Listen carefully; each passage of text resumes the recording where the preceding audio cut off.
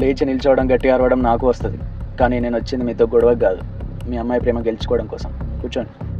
ఏముందని ఇవాళ నీకు నా కూతుర్ని? అంకుల్ నాకు ఆస్తి లేకపోవచ్చు, కానీ కష్టం చేసుకొని బ్రతికే ధైర్యం, తెలివి రెండో ఆ దేవుడిచ్చాడు. ఇలాంటి కబుర్లు ఎన్నో చెప్పచ్చులే. సరే, నా దగ్గర చాలా డబ్బు ఉంది. మీ కూతురు నాకు ఇచ్చి పెళ్లి చేశారు. కొన్ని సంవత్సరాలు బాగానే హ్యాపీగా గడిచిపోయినాయి. దన్మని ఒకరోజు నా ఆస్తి అంతా కోల్పోవాల్సి వచ్చింది. ఆ రోజు మీ అమ్మాయి తోడు నిలబడేది నేనా, నా డబ్బా? చెప్పండి అంకుల్. పెళ్లి చేసుకున్నావుగా, నువ్వే చూసుకోవాలి. మరి శాశ్వతంగా డబ్బు కోసం స్వచ్ఛమైన మా ప్రేమను ఎందుకు అంకుల్ అడ్డుకుంటున్నారు? నేనేమీ అడ్డుకోవడం లేదు, కానీ డబ్బు ఉండాలి. అంకుల్, మీరు అంటున్నారే డబ్బు. మనుషులు బ్రతుకున్నన్ని రోజులు డబ్బు వెనకాలే పరిగెడతారు. మరి అదే మనిషి చచ్చిపోయినాక అదే డబ్బులు ఎందుకు పూడ్చిపెట్టరు? ఎందుకు అదే డబ్బులో కాల్చరు? అంకుల్, ఒక చిన్న స్టోరీ చెప్తా. అలెగ్జాండర్ అంతటి వాడే చనిపోయిన తర్వాత చేతులు బయటికి పెట్టి సమాధి చేయించుకున్నాడు. ఎందుకో తెలుసా? ఈ లోకంలో ఎన్ని సంపాదించినా శాశ్వతం కాదని తెలియజెప్పడం కోసం.